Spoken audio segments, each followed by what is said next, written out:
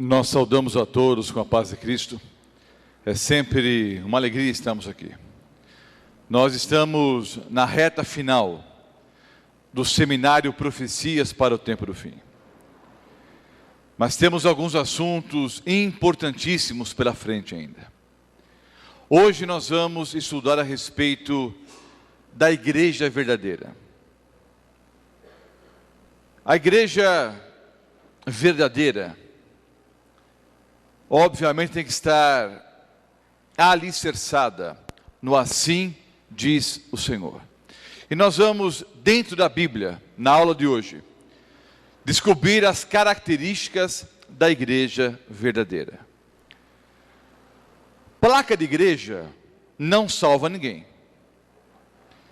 Mas aqueles que dirigem, aqueles que são motoristas, sabem que uma placa errada pode nos causar algum transtorno.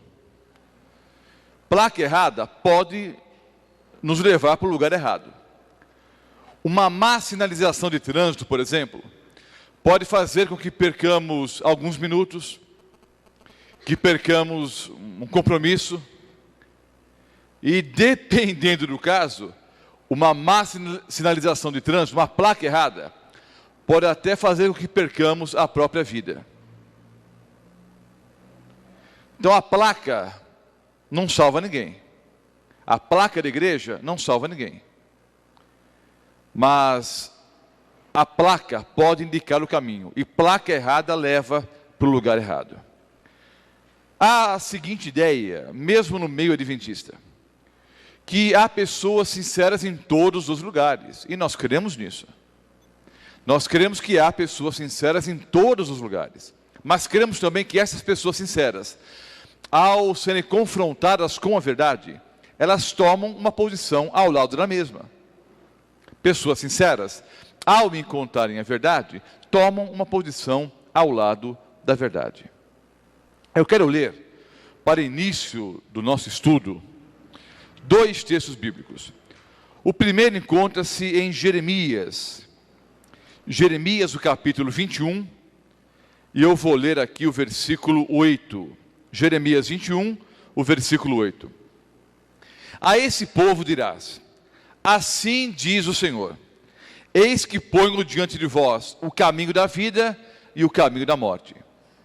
Assim dirás a esse povo: eis que ponho diante de vocês, diante de vós, o caminho da vida e o caminho da morte. Então está claro, queridos, que nem todo caminho leva para a vida. Há caminho para a vida e há caminho para a morte. Há caminho que leva para a vida eterna e há caminho que leva para a morte eterna. Há caminhos de Deus, ou o caminho de Deus, e o caminho do inimigo. Há o caminho pelo qual trilham as ovelhas, e há o caminho dos bodes. Há o caminho do trigo e o caminho do joio. O caminho pelo qual andou Abel e o caminho pelo qual trilhou Caim.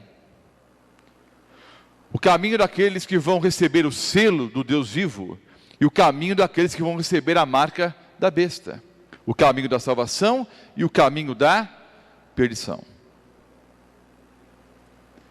Nós muitas vezes entendemos ou pensamos que é muito complicado receber a vida eterna, que é muito complicado andar pelos caminhos de Deus, ou pelo caminho que leva em direção à vida eterna. Alguns até citam a frase de Jesus. O próprio Senhor Jesus disse que o caminho para a salvação é estreito, e são poucos os que entram por ele, ou que andam por ele. E o caminho para a perdição é largo, e a maioria vai por ele. Queridos, eu tenho um ponto de vista. Eu creio que o caminho para a vida eterna é estreito. Não é porque ele seja mais difícil, não. Ele é mais estreito porque a maioria não quer ir para o céu mesmo. A maioria não quer receber a vida eterna mesmo. Então, acho que para não gastarem muito em pavimentação, fizeram a estrada mais estreitinha mesmo, porque a maioria não quer ir para lá. E o caminho para a perdição é muito mais largo, porque a maioria quer ir para a perdição. Não é que é mais difícil ser salvo, é mais fácil perder-se. Ah, pastor, o senhor está indo contra a palavra de Deus? É lógico que não. O caminho para a salvação é estreito, porque a minoria quer andar por ele. E o caminho para a perdição é largo, porque a maioria quer se perder. Vou dar alguns exemplos aqui. É mais fácil servir a Deus ou servir o mundo? Quem cobra mais? Jesus ou o mundo? Pergunto. A cor da sua pele pesa lá fora ou não? E não venho com hipocrisia dizer que não há racismo nesse país, que não há racismo no Brasil. Os meus irmãos negros e pardos me respondam. A cor da sua pele pesa no mundo ou não? E para Jesus? Não. Se você é branco, negro, amarelo ou vermelho, tanto faz. A sua conta bancária pesa lá no mundão ou não?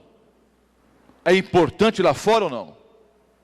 Para algumas igrejas também é importante. Mas para Jesus, quanto você tem no banco? Interessa? Não. O seu grau de escolaridade lá no mundão é importante ou não? Sim. E para Jesus? Não. A grife da sua roupa pesa lá fora ou não? Sim. E para Jesus? Não tem a menor importância.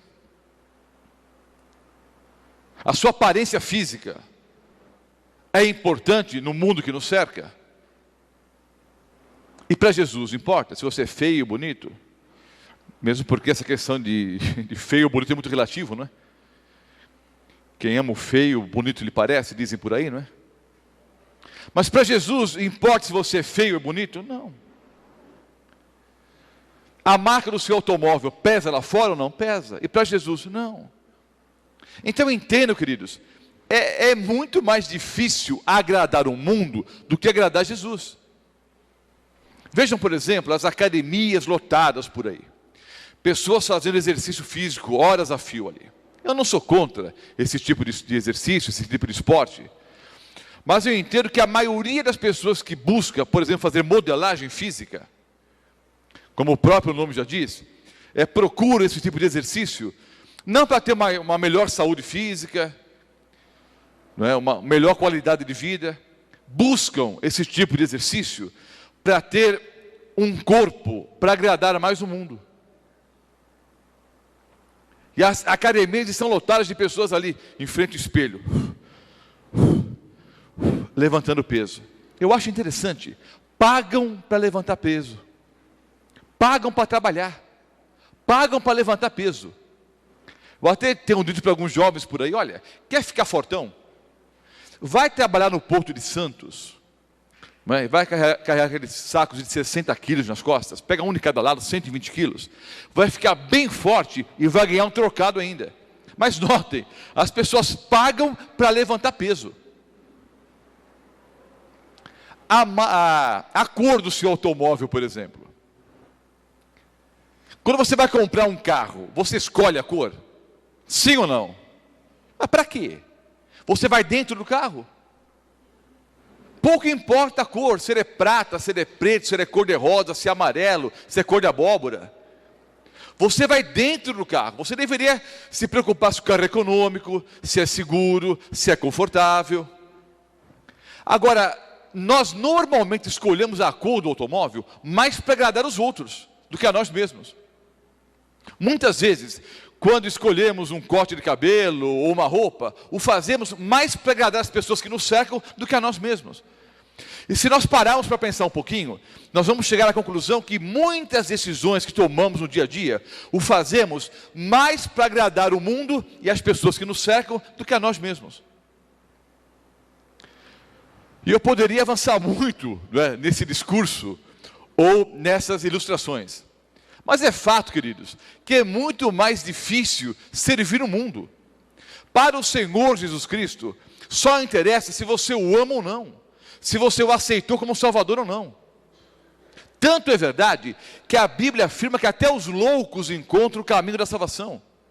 Tem que ser pior do que louco para não encontrar o caminho para a vida eterna. Até os loucos encontram o caminho da salvação. Um outro texto, vou ler aqui Provérbios 16, o versículo 25. Provérbios 16, o versículo 25.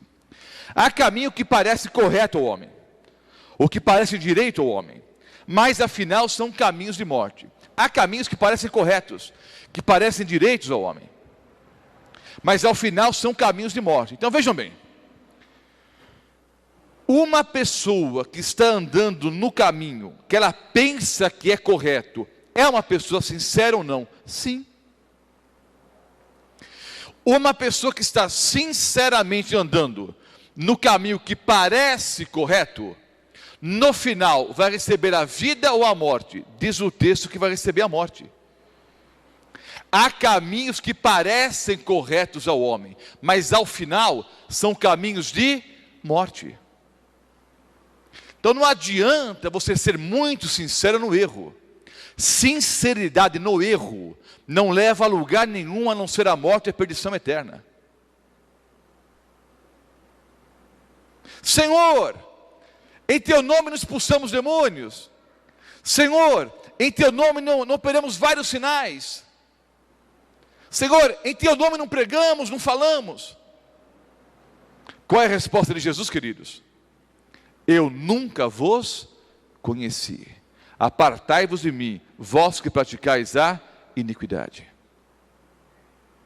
Sinceridade no erro não leva a lugar nenhum a não ser a morte e a perdição eterna. Vejam bem, queridos, se o Senhor Jesus salvasse na ignorância, e muitos estão pensando no texto bíblico, Deus não leva em consideração o tempo de ignorância. Mas será que Deus salva na ignorância?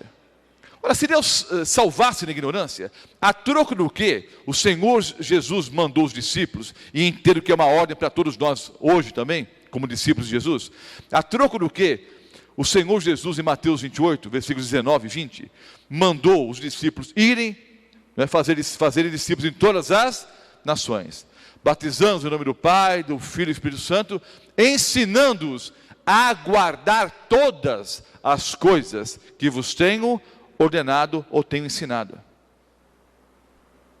O Senhor Jesus mandou os discípulos saírem para pregar toda a verdade. Agora vamos imaginar, vejamos se o meu raciocínio é correto ou não. E há pessoas que estão me ouvindo, mesmo na igreja adventista, que podem discordar dessa minha linha de raciocínio, e eu respeito o que você pensa, ou o modo de você pensar. Mas vejam só, há 100 pessoas que não conhecem a verdade, mas são sinceras. Ora, dentro do ponto de vista popular, então, essas 100 pessoas estão salvas ou perdidas? Estão salvas. Só que o Senhor Jesus mandou pregar o evangelho a todo mundo. Aí eu chego para essas 100 pessoas e prego toda a verdade, e só 10 pessoas aceitam. Então, onde nós tínhamos 100 pessoas teoricamente salvas, nós temos 90 perdidas agora. Então, se Deus salva na ignorância, é melhor não pregar, melhor não ensinar nada.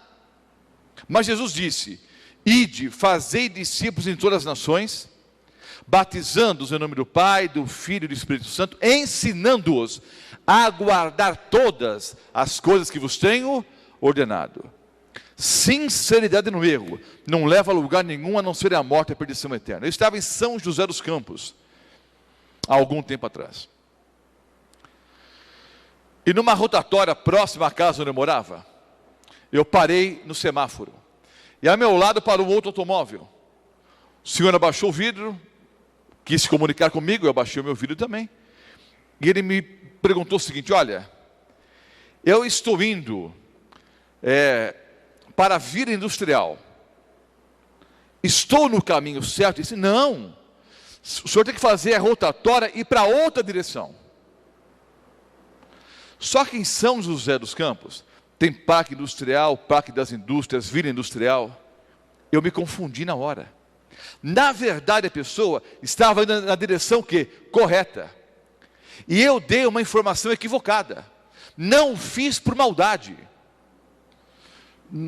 por um lapso de memória. Eu confundi parques e vilas ali mais ou menos com o mesmo nome, e dei uma informação totalmente equivocada para aquele senhor que estava no caminho certo, mas recebeu uma informação errada, confiou na minha palavra e tomou o rumo totalmente contrário. Depois de uns 500 ou 1000 metros que eu havia avançado E eu pensei, mas olha, falei bobagem. O homem estava certo. Até tentei retornar para alcançar aquele indivíduo, mas não foi possível. Não sei se ele perdeu algum compromisso. Não sei se chegou atrasado ao seu encontro. Com certeza ficou com muita raiva, né? E deve até ter imaginado que eu fui desonesto com a sua pessoa. O fato é que eu sinceramente dei uma informação errada. Então vejam, se nós recebemos uma informação dada por alguém, e essa informação está errada, a pessoa pode ter mentido para nós, ou não, a pessoa sinceramente deu a informação que estava na mente dela, mas era uma informação errada. E se eu aceitar essa informação, eu posso ser muito sincero, mas não vou chegar no lugar certo e na hora certa. Eu estou em São Paulo e quero ir para o litoral sul. Tenho um compromisso em Santos. Vamos imaginar que eu estou no bairro de Ipiranga, muito próximo às saídas ali, não é? A Anchieta, a Imigrantes. Mas vamos imaginar que eu não saiba o caminho. É lógico que eu sei, mas vamos imaginar que eu não sei o caminho. Estou no bairro de Ipiranga. E pergunto para alguém, olha, eu quero ir para Santos. São 12 horas e eu tenho um compromisso às 14 horas. E alguém me diz, olha, você precisa pegar essa avenida aqui até o fim. Pega a Avenida do Estado. Vai até a Marginal Tietê. Na Marginal Tietê você entra à esquerda. Aí você vai andar alguns quilômetros e vai pegar a rodovia Castelo Branco. E vai até o fim de Castelo Branco. A pessoa, por ignorância ou por maldade, me deu uma informação totalmente errada. Ora, são 12 horas. O meu compromisso é às 14. Estou no bairro de Ipiranga. Se não pegar um trânsito muito ruim, eu chegaria em Santos em 40 minutos. 45 no máximo. Só que eu recebi uma informação errada e às 14 horas passou a placa de Sorocaba, e eu estou indo embora para Castelo Branco. Aí eu percebo que estou no lugar errado. Aí eu pego o telefone e ligo para a pessoa que me esperava às 14 horas. Digo, olha, eu infelizmente recebi uma informação errada, eu estou completamente num caminho, totalmente diferente. Não vou chegar aí nem em 3 horas mais. Eu sinceramente estava num caminho que eu achava que era o caminho correto. Vou chegar em Santos, queridos, pelo Castelo Branco? Não. Vocês conseguiram entender a minha linha de raciocínio? Sinceridade no erro não leva a lugar nenhum, a não ser a morte e a perdição eterna. Ora, se as pessoas que estão em Babilônia, nessa confusão religiosa que há por aí, pessoas sinceras, eu creio que a maioria dos salvos ainda está em Babilônia. Mas se eles estão salvos lá, a troco do quê? No Apocalipse, ao alto clamor, sai dela, povo meu. Porque há um clamor para as pessoas sinceras saírem das falsas igrejas, das falsas religiões. Porque sinceridade no erro não leva a lugar nenhum, a não ser a morte e a perdição eterna. Vamos ler alguns versículos no Evangelho segundo João. João 8, versículo 30. Vamos descobrir na Bíblia, queridos, o que é a verdade. João 8, o versículo 30. É um versículo que todo mundo cita em qualquer igreja. Mas vamos seguir aqui a linha de raciocínio. João 8, versículo 32. João 8, 32. Conhecereis a verdade e a verdade vos libertará. Conhecereis a verdade e a verdade vos libertará. Isso aí é placa de igreja por aí. Alguns decolam o interior da igreja com essa frase. Conhecereis a verdade vos libertará. Em várias placas de igreja por aí essa frase. Conhecereis a verdade vos libertará. E todo mundo diz que tem a verdade. Agora, abram a Bíblia. Em João 18, 38. João 18, 38. Há uma questão aqui. uma questão filosófica ou teológica levantada por Pôncio Pilatos. Perguntou-lhe Pilatos: o que é a verdade? Então vejam, conhecereis a verdade e a verdade vos libertará. E o povo diz amém. Mas há uma questão, queridos, a ser respondida. Mas o que é a verdade? Olha, depois que eu encontrei a verdade, minha vida mudou. Mas você encontrou a verdade mesmo? Tem certeza? Conhecereis a verdade e a verdade vos libertará. Mas o que é a verdade? Como é que nós vamos conhecer a verdade? A Bíblia explica. João 7:17. João 7:17. Se alguém quiser fazer a vontade dele, conhecerá a respeito da doutrina, se ela é de Deus ou se falo por mim mesmo. Queridos, para nós conhecermos a verdade, nós precisamos conhecer doutrina. E infelizmente, uma grande parte das igrejas por aí, e são mais de 36 mil placas diferentes nesse país, o Brasil é o segundo país no mundo em número de religiões e seitas. Nós só perdemos para os Estados Unidos da América do Norte. São mais de 36 mil igrejas chamadas cristãs aqui no Brasil. Só na linha do cristianismo, são mais de 36 mil igrejas diferentes. E vejam só, segundo dados já antigos, só na linha pentecostal surgem 8 novas igrejas por semana. Mais de uma por dia. Só na linha pentecostal. Aliás, é um bom negócio abrir igreja hoje, né? É um bom negócio. E infelizmente, religião tornou-se um negócio para muitas pessoas por aí. E muitos, ditos sinceros, são enganados. Agora, para não ser enganado, eu preciso conhecer a verdade. Mas o que é a verdade? O Senhor Jesus disse que para conhecer a verdade, eu preciso conhecer a doutrina. João 5, o versículo 39. Já explicamos numa outra aula o contexto de João 5, 39. O Senhor Jesus não está nesse versículo mandando os judeus lerem a Bíblia. Não está exortando os judeus a estudarem a palavra de Deus. Há, na verdade, uma crítica aqui. João 5, versículo 39, que muitos sabem de cor e salteado. Examinais as Escrituras, porque julgais ter nelas a vida eterna, e são elas mesmas que testificam de mim. Então vejam, o Senhor Jesus disse, olha, vocês estudam tanto a Bíblia, porque vocês entendem que na Bíblia vão encontrar a vida eterna, mas é a meu respeito que a Bíblia fala. Então no caso aqui dos judeus, no contexto aqui de João 5,39, o Senhor Jesus fez uma crítica aos judeus. Olha, vocês questionam a minha pessoa, questionam quem eu sou, estudam tanto a Bíblia e não descobriram que é a meu respeito que ela fala. Agora vejam, há uma lição importante aqui. Embora Jesus não esteja mandando ler a Bíblia, Jesus não está exortando aqui, não é um imperativo, examinai as Escrituras. Jesus diz, examinais as Escrituras.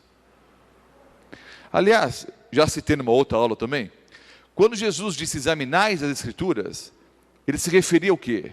Hoje podemos entender que é toda a Bíblia.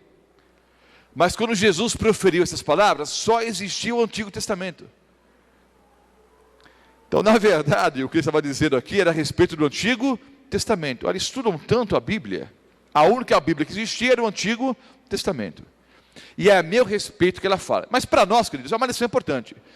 Os judeus estudavam a Bíblia procurando encontrar nela a vida eterna. E na verdade, queridos, na palavra de Deus, nós encontramos a vida eterna. Nas Escrituras Sagradas. As pessoas até podem estudar a Bíblia, mas se não forem dirigidas pela pessoa do Espírito Santo, podem ler e não enxergar a verdade. E aqui está o outro passo, que é João 16, o versículo 13.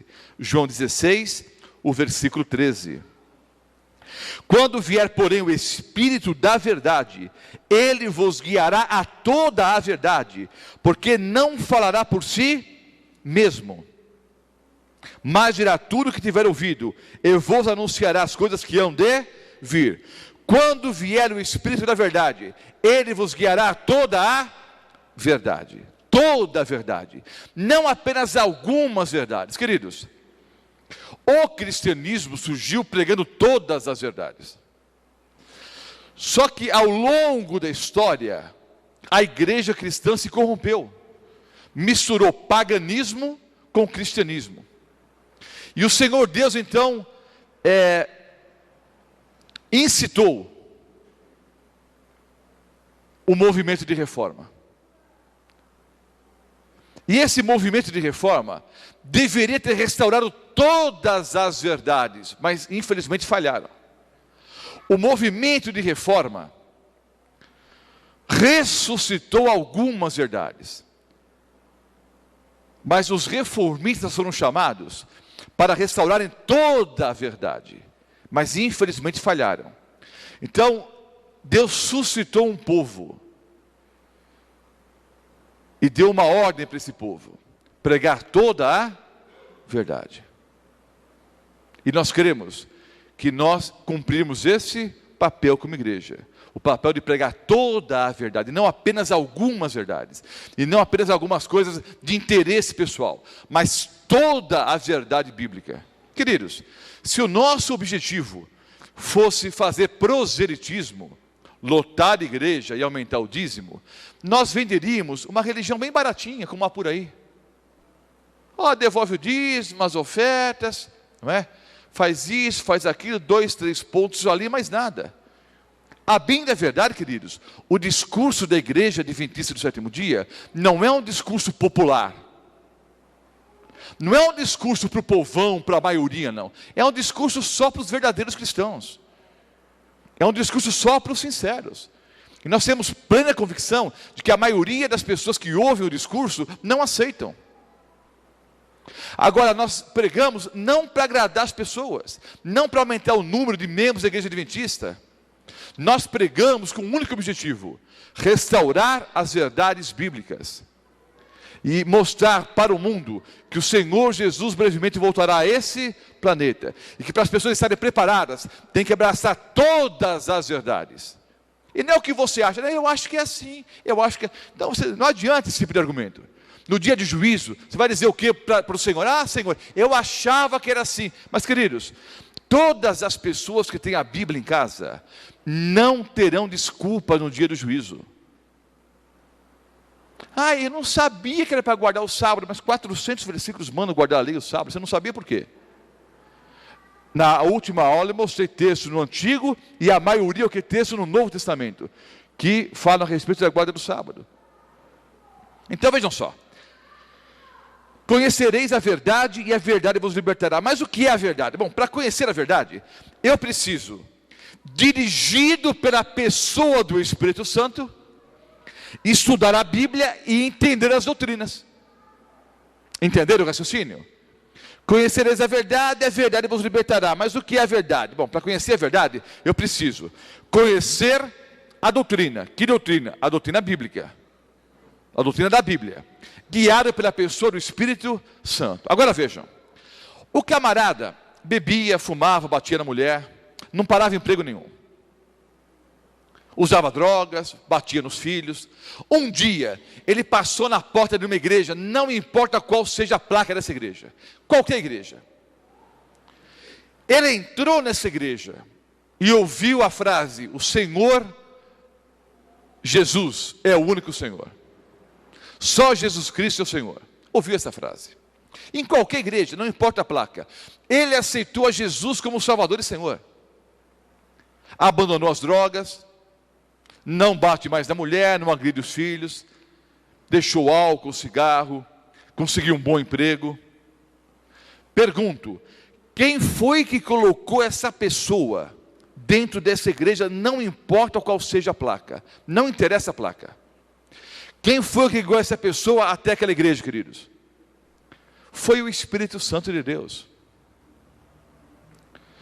A pessoa passou por ali, viu a placa, o Espírito Santo aproveitou a oportunidade e empurrou o indivíduo para dentro. Não importa qual seja a placa da igreja.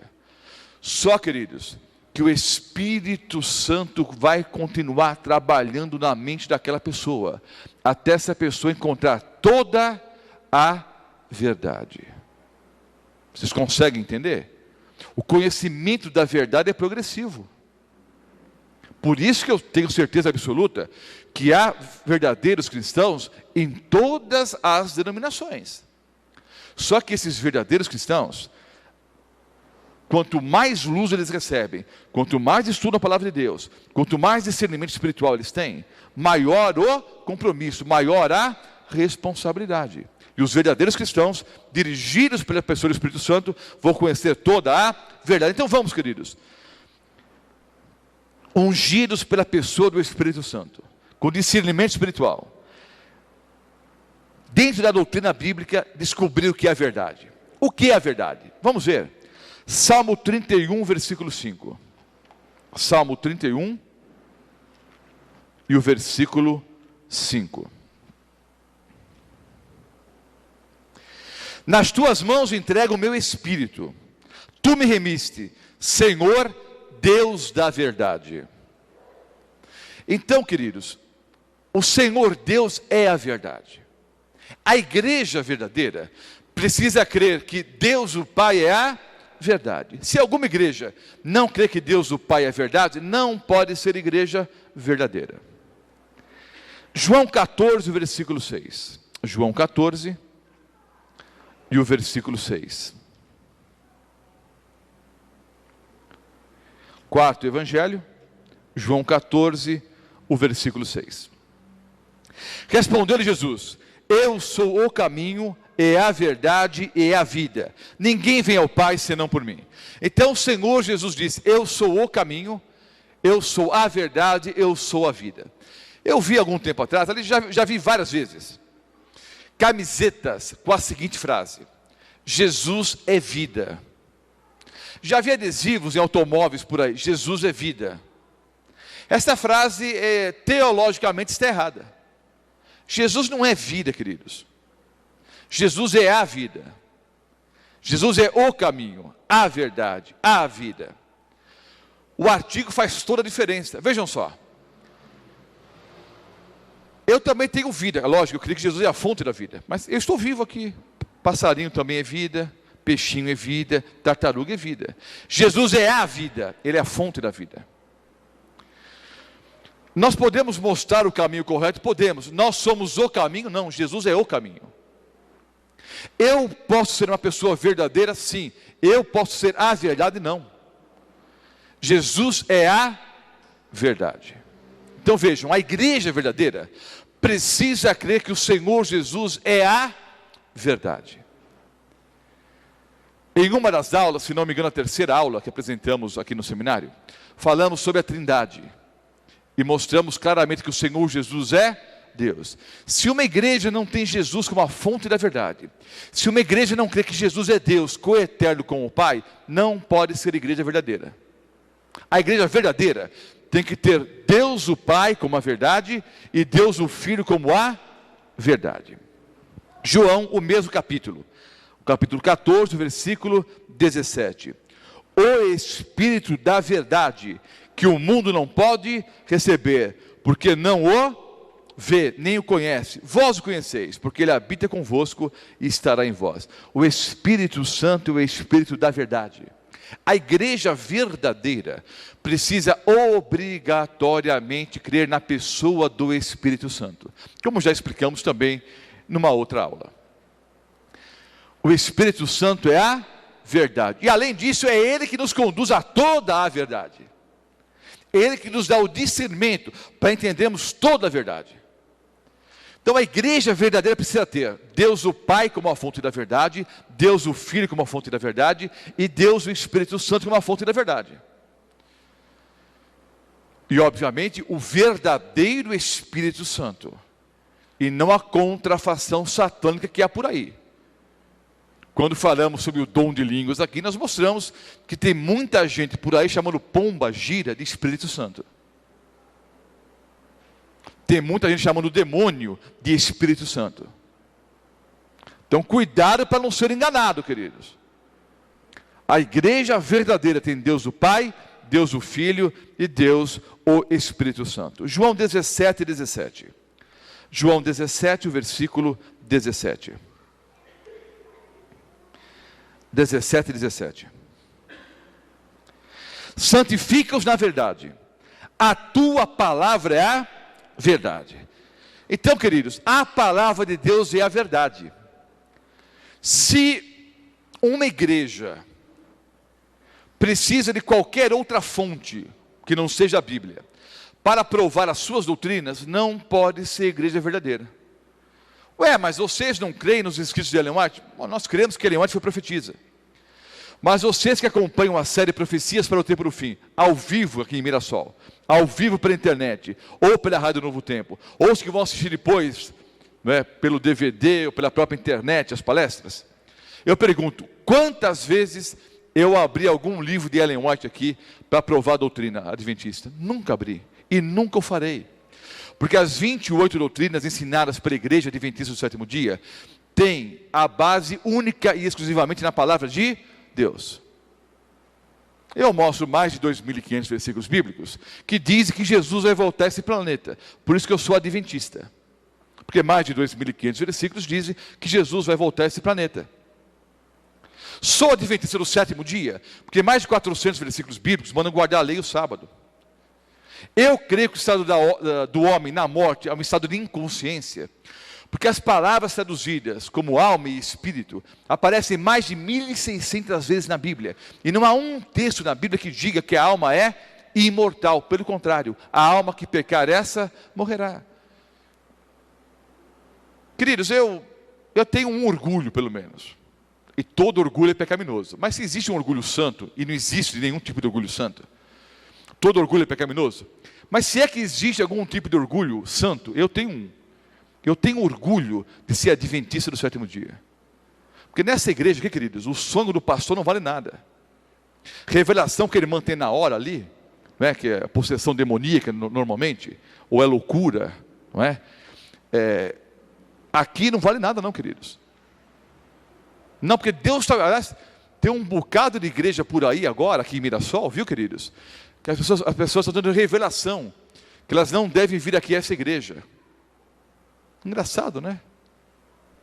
Você tem que descobrir se essa revelação é de Deus ou do capeta, né? Estude a Bíblia e descubra. Eu já vou dizer que é do capeta a revelação.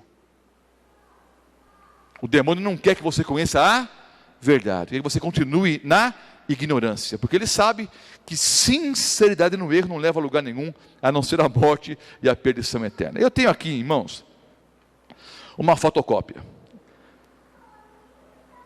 de um livro.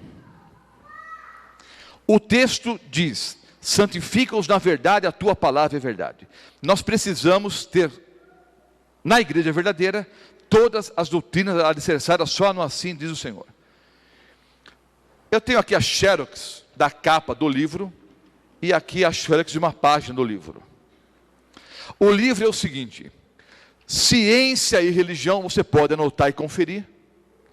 Ciência e religião, ensaio de apologia do catolicismo, volume 2, apologia do catolicismo, editora Vozes Limitada, Petrópolis, Rio de Janeiro. O autor desse importante livro é o Monsenhor Doutor Emílio José Salim, vice-reitor da Pontifícia Universidade Católica de São Paulo e diretor das Faculdades Católicas de Campinas. Pelo menos ele era o vice-reitor da Pontifícia Universidade Católica de São Paulo e diretor das Faculdades Católicas de Campinas quando escreveu o livro. Vejam só, ele não é doutor, ele é Monsenhor Doutor. É um homem que fez faculdade, ele fez pós-graduação, ele fez mestrado, ele fez doutorado. É um profundo conhecedor da palavra de Deus. Vejam o que esse homem diz, na página 14. Monsenhor Doutor, não é? Católico, obviamente. O livro ele escreveu para defender a doutrina católica. Vejam o que ele diz na página 14. Ridícula e embaraçosa seria a situação dos protestantes, leia-se, evangélicos, pentecostais. Ridícula e embaraçosa seria a situação dos protestantes, se devessem eles justificar pelas Escrituras toda a sua doutrina. Então esse Monsenhor Doutor está dizendo o seguinte, que os evangélicos, os pentecostais, os protestantes de modo geral, estão numa situação ridícula e embaraçosa, porque eles não conseguem provar a doutrina das suas igrejas através da Bíblia. Aí ele diz o seguinte: haja vista o só caso da santificação do domingo. Se nós já tivermos somente as Escrituras, o dia do Senhor que deve ser santificado é o sábado, tanto no Velho como no Novo Testamento. E em nenhum lugar da Bíblia consta que esse dia houvesse sido substituído pelo domingo. Não é o pastor Mota falando, é o Monsenhor Dr. Emílio José Salim, vice-reitor da Universidade Católica de São Paulo e diretor das faculdades de Campinas, Faculdades Católicas de Campinas.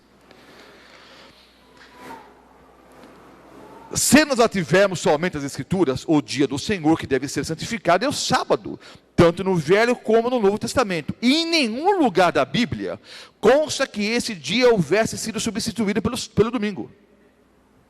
Logo, repitamos com os adventistas do sétimo dia.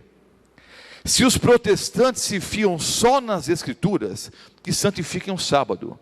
Se quiserem celebrar o domingo, é porque reconhece a autoridade da Igreja Católica Romana, porque foi ela quem fez essa mudança. Portanto, abracem essa igreja. Se quiserem ficar só com a Bíblia, sejam adventistas do sétimo dia. Queridos, se você ama a Deus e crê que a Bíblia é a palavra de Deus, e quer viver só de acordo com a palavra de Deus, você só pode ser adventista do sétimo dia. E quem diz isso é o Monsenhor Dr. Emílio José Salim, doutor em teologia pela Igreja Católica Apostólica Romana. Ele diz que a única igreja que tem todas as doutrinas baseadas só na Bíblia é a Igreja Adventista do sétimo dia. E ele mesmo assume que quem mudou do sábado para o domingo foi a Igreja Católica. Estudamos o tema aqui, são doutrinas de homens, e aqueles que abraçam as doutrinas dos homens, né, em vão adoram a Deus. Então a igreja verdadeira precisa ter todas as doutrinas baseadas no assim diz o Senhor. Tem que ter Deus o Pai, Deus o Filho, Deus o Espírito Santo e a Bíblia como única regra de fé e prática. Vou ler o Salmo 119 agora. Salmo 119, é o maior capítulo da Bíblia. Vou ler 2 versículos. A maioria dos versículos do Salmo 119 falam sobre a lei de Deus. Lei, preceito, mandamento, estatuto, são palavras sinônimas. Há poucos versículos bíblicos que não falam sobre a lei e sobre os mandamentos no Salmo 119. Vou ler apenas 2 aqui. Vou ler o versículo 151. Salmo 119, versículo 151. Tu estás perto, Senhor, e todos os teus mandamentos são verdade. Vou ler agora o versículo 142 do mesmo capítulo. A tua justiça é justiça eterna, e a tua lei é a própria verdade, diz a palavra de Deus. A tua justiça é justiça eterna, e a tua lei é a própria verdade. Então, queridos, a igreja verdadeira precisa estar alicerçada também sobre a lei de Deus, os 10 mandamentos, a lei moral. A igreja verdadeira, obrigatoriamente tem que ter Deus o Pai, como fonte da verdade. Deus o Filho, como a fonte da verdade. Deus o Espírito Santo, como a fonte da verdade. A palavra de Deus, como a única regra de fé e prática. E estudando a palavra de Deus, nós vamos entender que devemos guardar os 10 mandamentos, porque a lei é a própria verdade. Vou ler 3 versículos que eu já li numa outra aula, mas eu quero confirmar aqui a palavra de Deus para aqueles que nos ouvem. 1 João, nota, queridos, é o fim da Bíblia. João foi o último autor da Bíblia. Os próximos 3 versículos que eu vou ler foram escritos, obviamente inspirados por Deus, mas escritos por João. Foi o último autor da Bíblia. O primeiro foi Moisés, o último foi João. Então, Cristo já havia morrido, a igreja cristã já havia sido fundamentada, e veja o que diz João, o último autor bíblico. Em 1 João 2, os versículos 3 e 4. Ora, sabemos que o temos conhecido por isso, se guardamos os seus mandamentos. Aquele que diz, eu o conheço, e não guarda os seus mandamentos, é mentiroso, e nele não está a verdade. Ora, queridos, a pessoa que diz, eu conheço a Deus, por mais sincera que seja, se ela não guarda os mandamentos, ela é mentirosa, e nela não está a verdade. Eu creio que não estou adulterando o texto bíblico, se aplicar o texto para as igrejas por aí, inclusive para a nossa. Ora, se uma igreja diz que conhece a Deus, se alguma igreja diz que a igreja é verdadeira, se alguma igreja diz que prega a verdade, e não guarda os 10 mandamentos, essa igreja é mentirosa, e nela não está a verdade. Aí vem o alto clamor, né, da pessoa do Espírito Santo. Sai dela, povo meu, saia da mentira, do engano, da falsidade, e abracem toda a verdade. Vou ler Apocalipse, o último livro da Bíblia. Provavelmente não foi o último a ser escrito. Também não vou entrar no mérito da questão. Uns dizem que foi o Evangelho segundo João, outros dizem que foi as Epístolas, alguns poucos afirmam que foi o Apocalipse. Provavelmente não foi o Apocalipse. O João foi o último autor. Ele escreveu o Apocalipse, as 3 epístolas, e escreveu o Evangelho. Provavelmente escreveu o Evangelho em último lugar, mas isso também não importa para nós. O que importa aqui, o Apocalipse, o último livro da Bíblia, Apocalipse 12, o versículo 17. Irou-se o dragão é o diabo. Irou-se o dragão contra a mulher. Interessante, queridos, que a palavra mulher está no singular. O diabo não está irado contra as mulheres. O diabo não está irado contra as igrejas. Mulher em profecia bíblica significa o quê? Simboliza a igreja. O diabo não está irado com as igrejas. O diabo está irado contra uma única igreja. Irou-se o dragão contra uma igreja, contra a mulher no singular. E foi pelejar com os restantes da sua descendência. Uma perseguição aqui, contra uma igreja. E a profecia para o tempo do fim, que está no Apocalipse. Que igreja o demônio quer perseguir? Os que guardam os mandamentos de Deus e têm o testemunho de Jesus. Como é que isso está se cumprindo aqui em Mirassol? É irmão pentecostal por aí, tendo sonho e visão, e pregando na igreja, para as pessoas não virem a conferência aqui. É o dragão, é o diabo, usando pessoas que o servem, para impedir as pessoas de conhecer a verdade. O diabo está irado contra uma igreja, a que prega os mandamentos de Deus, e tem o que, queridos? O testemunho de Jesus. É só virar a página, Apocalipse 14, versículo 12. João vê os salvos aqui. É profecia para o tempo do fim. São salvos, são os que vão entrar no céu.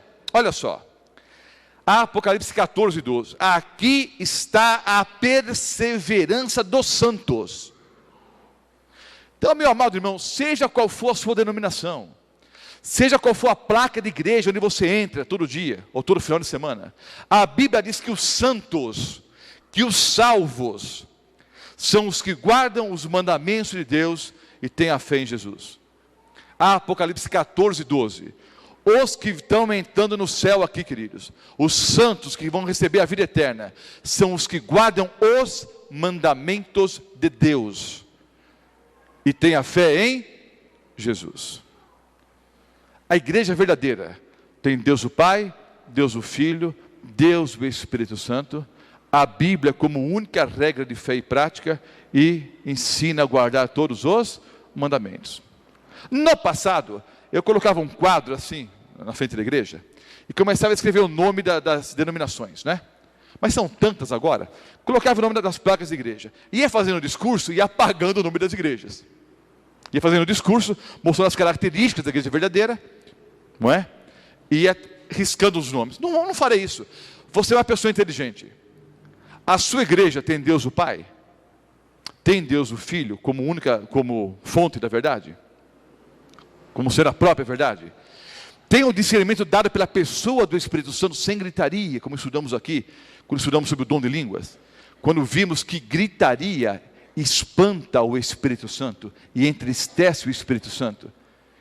E o único pecado que Deus não perdoa é quando você entristece o Espírito Santo. Ah, pastor, perdi a palestra. Assista no site www.profeciasdotempodofim.com.br sobre o dom de línguas. Então tem que ter o verdadeiro Espírito Santo. Tem que ter a Bíblia como única regra de fé e prática. E precisa ensinar os 10 mandamentos. Essa é a igreja verdadeira. Vou encerrar a palestra com uma alegoria. Notem, não é a expressão da verdade, é uma parábola moderna. Na Divina Comédia de Dante, o autor, ele representa algumas pessoas entrando no fogo. Já estudamos aqui essa questão do fogo. Entenda, o que eu vou dizer agora não é uma expressão literal da verdade, é apenas uma parábola moderna, baseada na Divina Comédia de Dante. Há uma fila enorme de pessoas entrando no fogo. Satanás está sentado no trono. Não é o diabo que julga, quem julga é Deus. Mas na visão de Dante, o diabo está sentado, uma mesa enorme na frente, e um livro, e ele vai conferir as pessoas que estão entrando no fogo. É você mesmo, pode entrar. Vê o nome, é você mesmo, pode entrar. Quem organiza a fila é Pôncio Pilatos. E por que é Pôncio Pilatos que organiza a fila? Porque nessa fila, queridos, não há prostitutas, não há ladrões, não há homicidas. Nessa fila, só há pessoas honestas, sinceras, bons pais de família, mamães queridas, pessoas honestas que nunca tomaram uma posição ao lado da verdade e ao lado de Jesus. Entenderam? Toda essa cena, queridos, da fila entrando no inferno, do diabo ali, isso é alegoria. Isso é visão de Dante, não é visão bíblica. Por que eu contei essa experiência aqui, essa ideia de Dante? Porque há uma verdade aqui. A verdade é a seguinte: essa filosofia, não, sabe, a minha religião é a seguinte, eu não faço mal a ninguém. Já ouviram isso? Não, a minha ideia é a seguinte: eu vivo, deixo viver, eu não faço mal a ninguém. É bonito isso, está certo isso. Só que é o seguinte, queridos, eu preciso tomar uma posição ao lado da verdade. Nessa fila de pessoas entrando no fogo, só havia pessoas sinceras, mas que nunca tomaram uma posição ao lado de Cristo Jesus. Vou ler um texto aqui, queridos, para encerrar.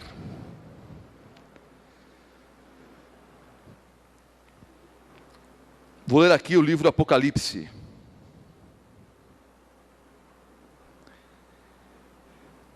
O capítulo 21, o versículo 8. Apocalipse 21, versículo 8. Quanto, porém, aos covardes, aos incrédulos, aos abomináveis, os assassinos, os impuros, feiticeiros, idólatras, os mentirosos, a parte que lhes cabe será no fogo que arde com fogo e enxofre, a saber, a segunda morte. Vejam, nessa lista seleta de pessoas que vão queimar no fogo, os primeiros da lista são os covardes. Tem aqui os abomináveis, os incrédulos, os assassinos, impuros, feiticeiros, idólatras, mentirosos, todos vão para o fogo. Mas os que encabeçam a lista são os covardes. Os que não tiveram coragem para abraçar a verdade. Esses vão para o fogo no dia do juízo. Ah, mas o que o pastor da minha igreja vai dizer? O que a minha família vai pensar? O que os outros vão dizer? Estou há tanto tempo lá, e agora... Você não tem que se preocupar com o que os outros vão pensar. Você tem que se preocupar com o que Deus vai pensar, queridos, a seu respeito. Tenha coragem para tomar uma posição ao lado da verdade. E eu exorto todos que me ouvem agora: fiquem só com a palavra de Deus. Estudem só a Bíblia, e vocês vão encontrar a verdade. Conhecereis a verdade, e a verdade vos libertará. Vamos nos colocar em pé e vamos orar ao nosso Deus. Amado Pai Celestial, sabemos que a Bíblia não traz de maneira explícita o nome da placa da igreja verdadeira. Algumas igrejas por aí, é verdade, pegam algum versículo bíblico e colocam como nome da igreja. Mas o que nós vimos essa noite, Senhor Deus, na tua palavra, o que nós estudamos são as características da igreja verdadeira. Descobrimos que para conhecermos a verdade, nós precisamos, dirigidos pela pessoa do Espírito Santo, ungidos pela pessoa do Espírito Santo, com discernimento dado pela pessoa do Espírito Santo, estudarmos as Sagradas Escrituras, para conhecermos a doutrina verdadeira. Vimos na tua palavra, que a doutrina verdadeira ensina, que Deus o Pai é verdade, Deus o Filho é verdade, Deus o Espírito Santo é verdade, a Bíblia é a fonte da verdade, e a lei é a própria verdade. Obrigado, Senhor, porque a Igreja Adventista do Sétimo Dia está alicerçada sobre essas 5 colunas: Deus o Pai, Deus o Filho, Deus o Espírito Santo, a Bíblia como única regra de fé e prática, e estamos alicerçados também sobre a lei, que é a própria verdade. Obrigado pelo privilégio que temos de conhecermos a verdade. As pessoas que nos ouvem, Senhor, oramos por elas, pelos que nos assistem, pelos que estão na igreja nesse momento, por aqueles que nos ouvem pela Rádio Novo Tempo, que elas tenham coragem, Senhor, para tomarem uma posição ao lado da verdade, para que tenham sim uma vida melhor hoje, mas acima de tudo, a vida eterna. Toma-nos, Senhor, em teus braços de amor, oramos, em nome do Senhor Jesus. Amém.